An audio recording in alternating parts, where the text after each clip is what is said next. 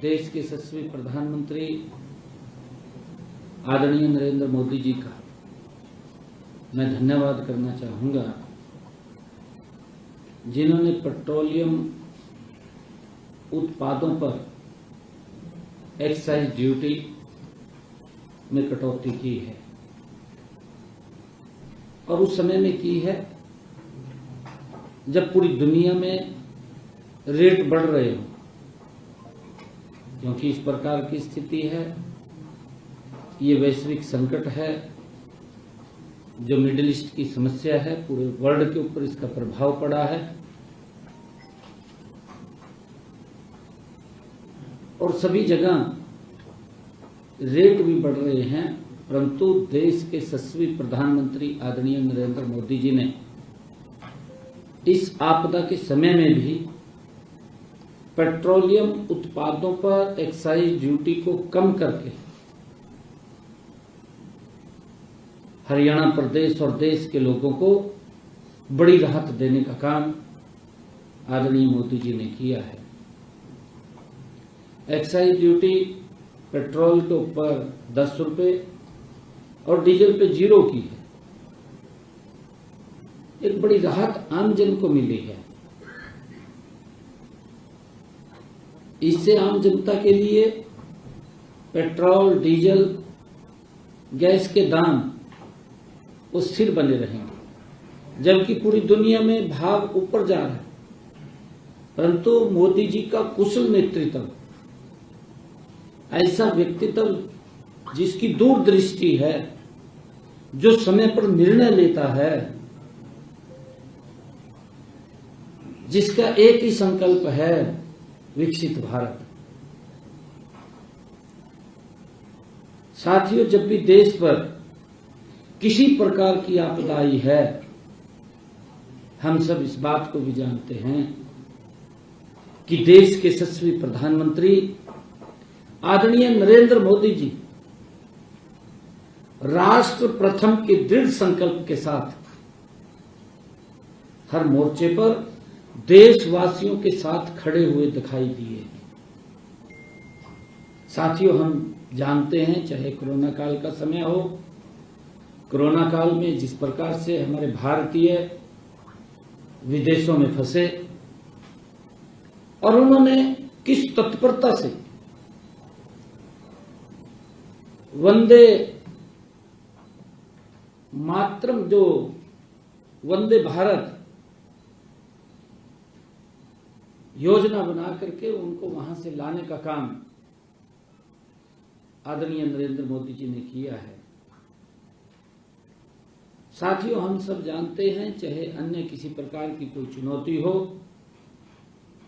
उन चुनौतियों का भी, चुनौतीपूर्ण परिस्थितियों में भी हर बार उन्होंने देश की जनता को एकजुट करने का काम आदरणीय नरेंद्र मोदी जी ने किया है। साथियों, हम सब जानते हैं, कौन नहीं जानता, अफगानिस्तान का संकट था। पवित्र गुरु ग्रंथ साहिब को ससम्मान अफगानिस्तान से भारत लाने का काम उस संकट की घड़ी में आदरणीय नरेंद्र मोदी जी ने किया है। साथियों, हम सब देख रहे हैं कि माननीय प्रधानमंत्री जी शांति प्रयासों को आगे बढ़ाने और भारतीय हितों की रक्षा के लिए अन्य देशों के सभी संबंधित नेताओं के संपर्क में भी संपर्क साधे हुए हैं। आदरणीय नरेंद्र मोदी जी राष्ट्र प्रथम और भारतीय प्रथम, हम सब जानते हैं कि इस नीति की पहली सफलता अपने नागरिकों को सुरक्षित वापस लाने और अपनी व्यापारिक हितों को स्ट्रेस ऑफ होर्मुज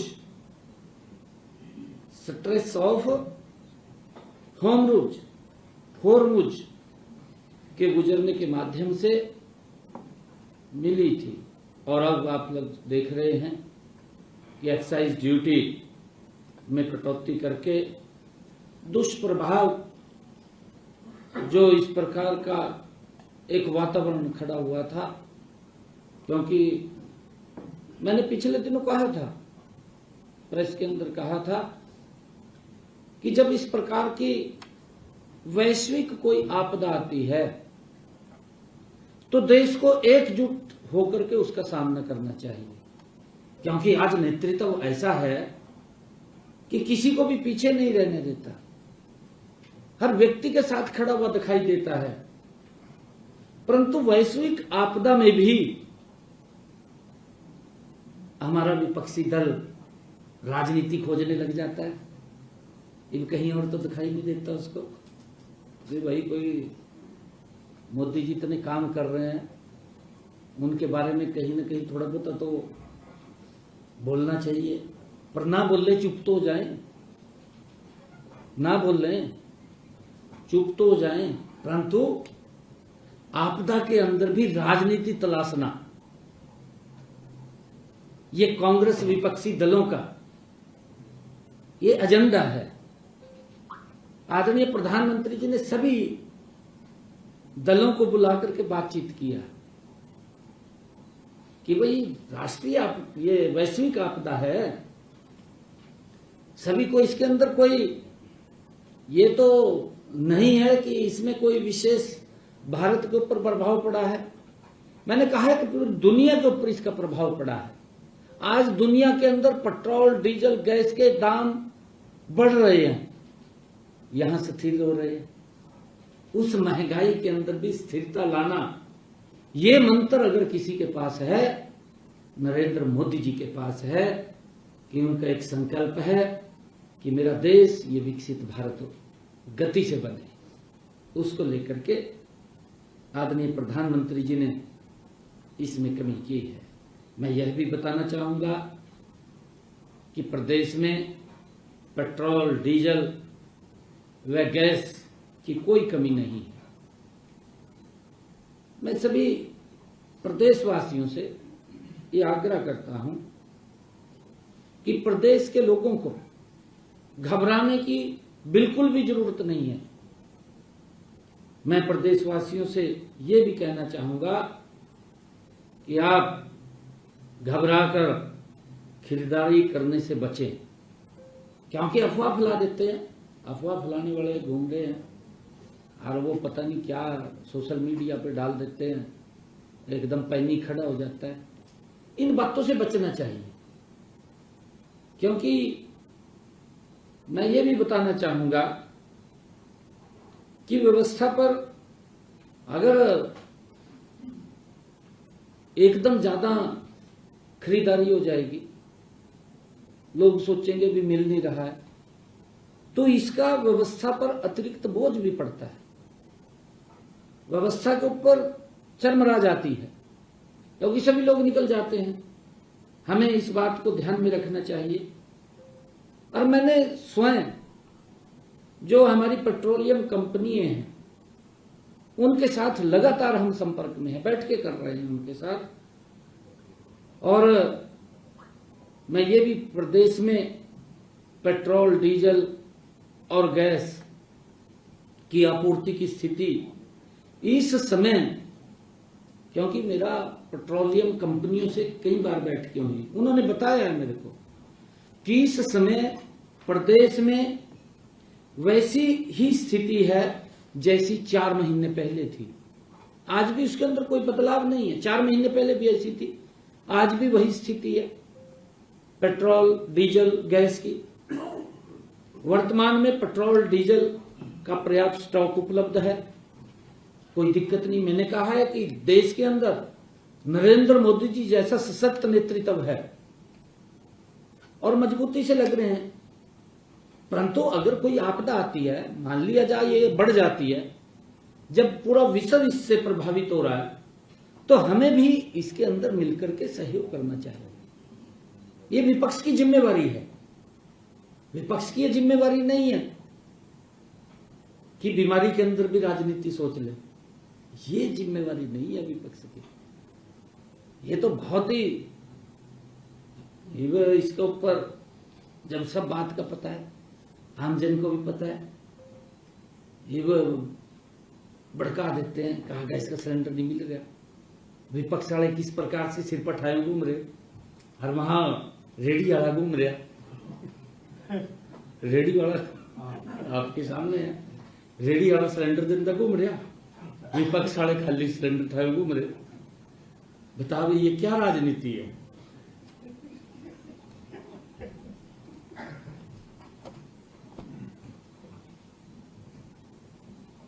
साथियों,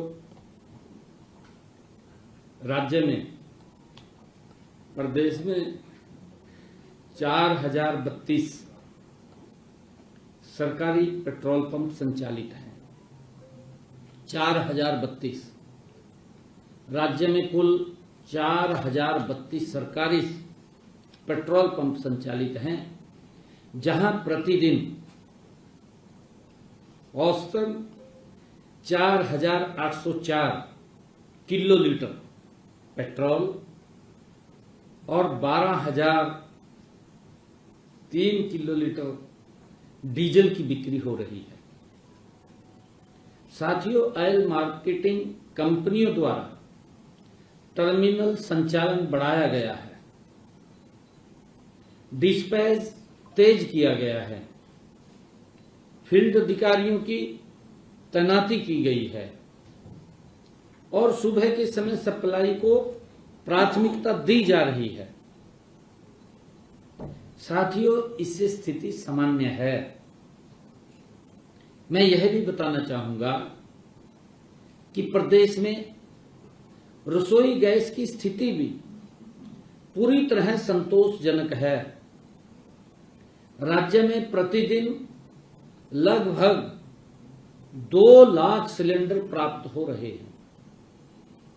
2 लाख सिलेंडर हर रोज मिलते हैं और लगभग 1,90,000 सिलेंडर वितरित किए जा रहे हैं हर रोज। बॉटलिंग प्लांट्स पर पर्याप्त स्टॉक उपलब्ध है और रिफिल के लिए शहरों में 25 दिन तथा ग्रामीण क्षेत्रों में 45 दिन के नियम का पालन किया जा रहा है।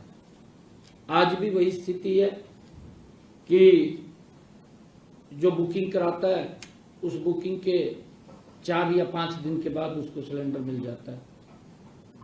कोई कमी नहीं है, किसी प्रकार की कोई दिक्कत नहीं है। हाँ साथियों, मैं इसके ऊपर बताना चाहूंगा कि कमर्शियल एलपीजी की आपूर्ति भी की जा रही है। यह सुनिश्चित किया जा रहा है कि अस्पतालों, स्कूल और अन्य आवश्यक संस्थानों में गैस की किसी प्रकार की कमी ना हो, किसी प्रकार की इनमें कमी ना हो, इसको हमने प्राथमिकता दी है।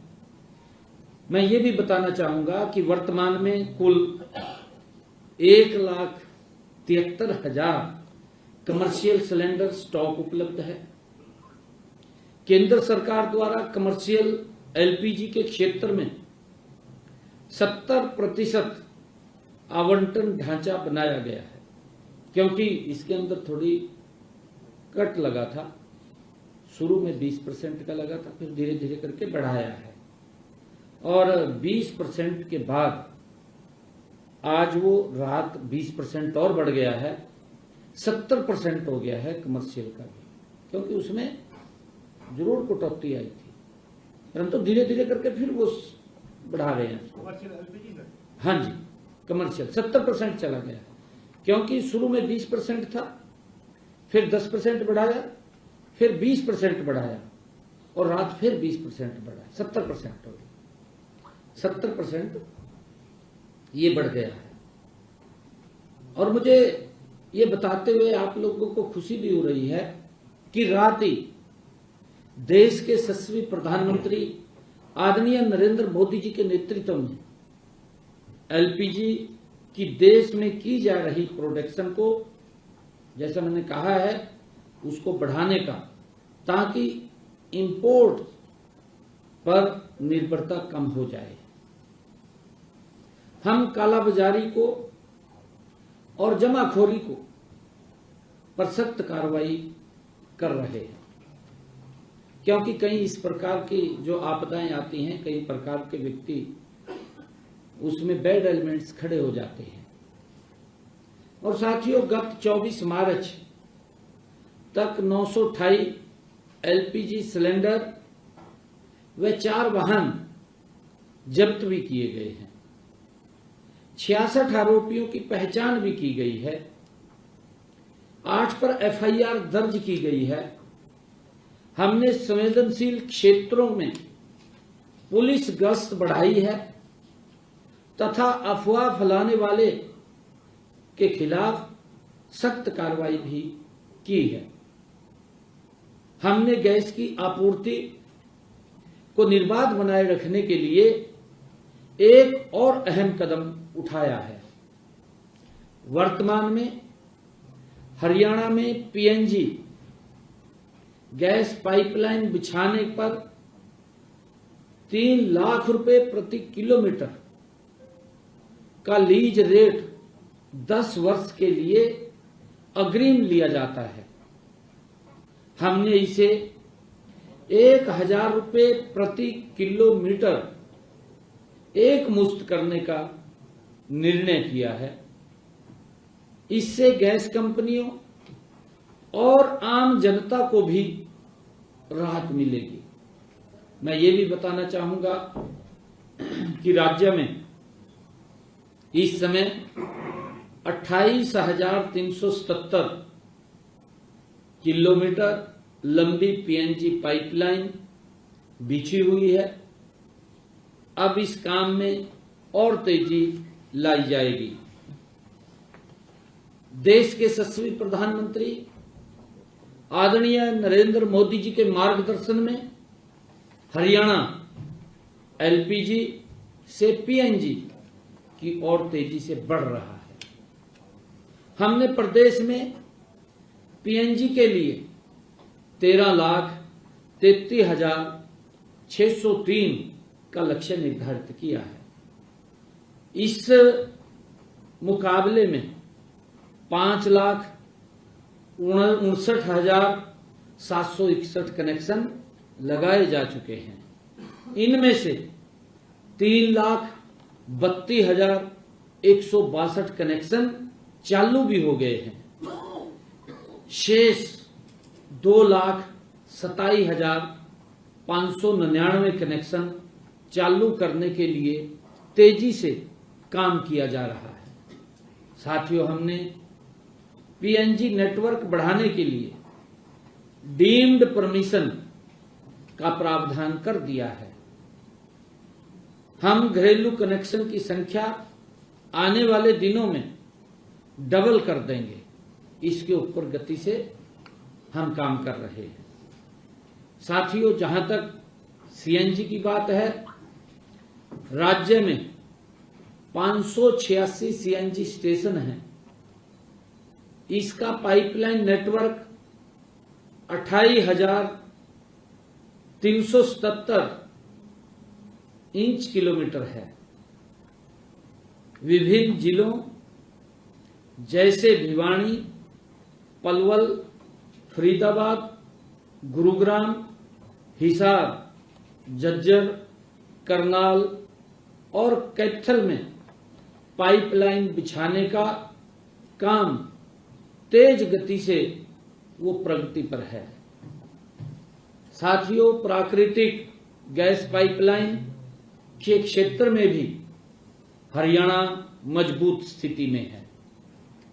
प्रदेश में 455 किलोमीटर लंबी छायसा झज्जर हिसार पाइपलाइन, 921 किलोमीटर लंबी दादरी बुआना नंगल पाइपलाइन, 132 किलोमीटर लंबी दादरी पानीपत पाइपलाइन है। साथियों, साथ ही HVJGREP